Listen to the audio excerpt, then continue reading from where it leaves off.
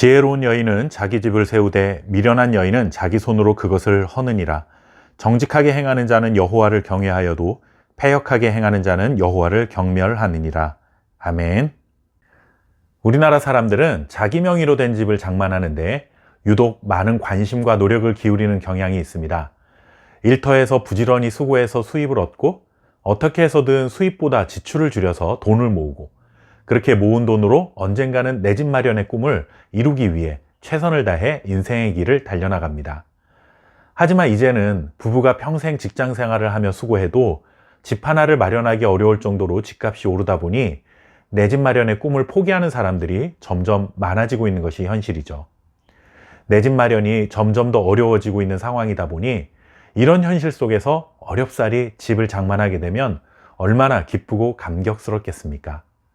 열심히 성실하게 일을 해서 어느 정도 경제적인 여유가 생겼고 그로 인해 집을 마련할 수 있게 되었다는 것이 참 감사하고 복된 일이긴 하지만 만약 함께 살아야 할 가족들 간에 서로 사랑하는 마음도 없고 정서적인 안정감도 누릴 수 없는 불안한 상태라고 한다면 집을 마련했다는 그 하나만으로는 행복을 경험할 수는 없을 것입니다.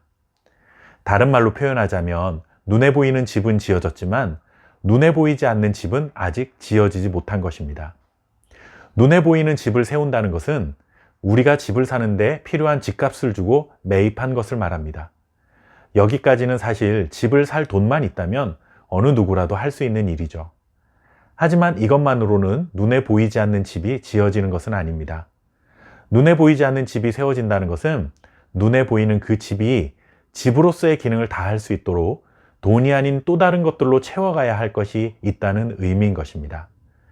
집으로서의 기능이 무엇일까요? 무엇보다도 가족 간의 사랑이 있어야 하겠죠. 서로에 대한 깊은 신뢰와 정서적인 교류가 이루어질 수 있도록 평안함이 있어야 합니다. 집 바깥에서 지치고 힘들었던 몸과 마음을 회복할 수 있는 서로에 대한 격려와 따뜻한 위로가 넘치는 곳이 되어야 합니다. 이것이 바로 보이지 않는 집을 세우는 것입니다. 오늘 잠언 말씀을 보시면 보이는 집을 세우는 것보다 보이지 않는 집을 세우는 것이 더 소중하고 가치 있는 일이라는 사실을 우리에게 교훈해 주고 있습니다. 그리고 이렇게 보이지 않는 집을 세우는 데 있어서 가장 중요한 역할을 하는 사람이 누구인가 하면 바로 그 집의 아내요, 어머니인 여인들이라는 것을 강조해 주고 있습니다. 다시 한번 1절 말씀을 보시면 지혜로운 여인은 자기 집을 세우되 미련한 여인은 자기 손으로 그것을 허느니라 라고 전합니다. 물론 이 말씀을 오해해서는 안 됩니다.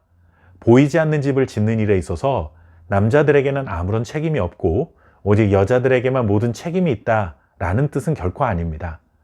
집안에서 남자는 남자로서의 역할이 있고 여자는 여자로서의 역할이 분명히 있습니다.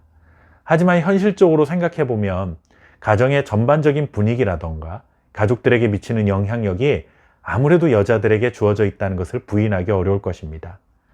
특히 자녀들에게 미치는 영향력을 한번 생각해 보십시오. 아빠가 자녀들에게 미치는 영향력이 없다는 것이 아니라 상대적으로 엄마가 자녀들에게 미치는 영향력이 훨씬 크다는 것을 우리 모두는 잘 알고 있습니다. 그러니 여인이 지혜로움을 갖추면 그 가정의 영적이고 정서적인 분위기는 굉장히 좋은 쪽으로 흘러갈 수 있다는 것입니다. 여러 번 반복해서 말씀드리지만 잠언에서의 지혜로움은 곧 하나님을 경외하는 것입니다. 아내의 그리고 어머니의 믿음은 그 집안의 영적인 환경에 큰 영향을 줄 수밖에 없으니 지혜로운 여인을 만나도록 남자들에게 권하고 있는 말씀입니다.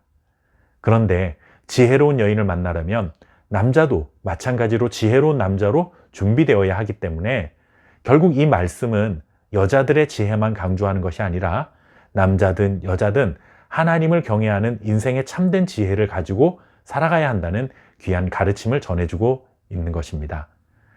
보이는 집뿐만 아니라 보이지 않는 집까지 튼튼하고 안전하게 지어갈 수 있는 지혜로운 건축자, 하나님의 자녀로 살아가시기 바랍니다.